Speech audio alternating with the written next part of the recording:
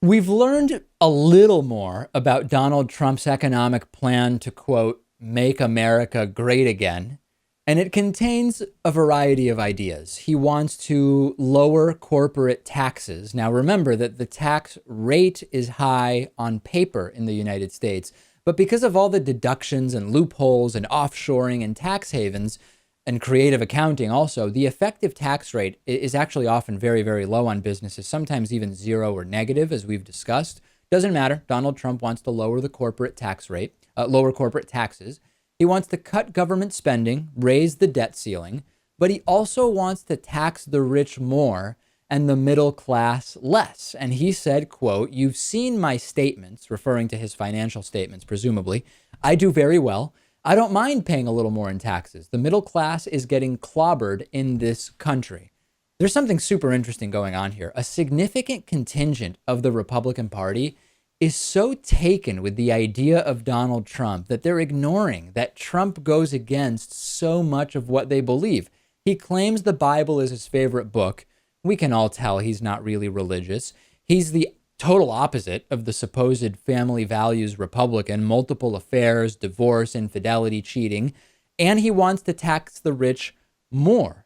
And this is just a stunning situation that we have with the Republican Party, which is 20 to 35% supportive of Donald Trump, yet he goes against so much of what they believe in. But even from the beginning, was he really the guy who was going to get the rich vote? The vote of the 1%, or is he really trying to appeal to your average Republican voter? Well, you don't get 30% support by only appealing to the rich. I mean, statistically speaking, that much we know.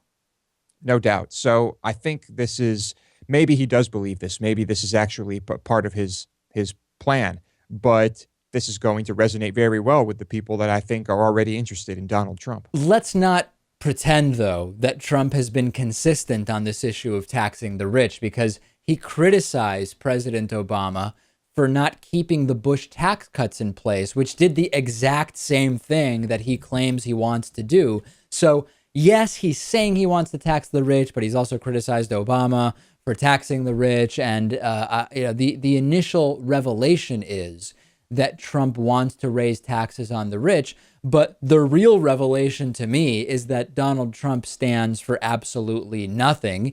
He regularly says things that are in direct conflict with each other, including on taxing the rich. And that, I think, is the real lesson to be learned.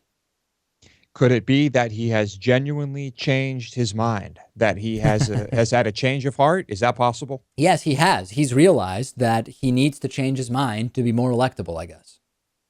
Well, I guess all politicians come to that realization at one point or another. That's the other thing we forget, that the idea of taxing the rich more is actually broadly popular. There's ways you can frame the question to get people not to like it, but for the most part, a majority of Americans think it's okay to tax the richest people to resolve economic inequality or to improve economic inequality. We had a recent poll about this. So in a sense, it's not really controversial. It just goes against the sort of on paper goals of the Republican Party.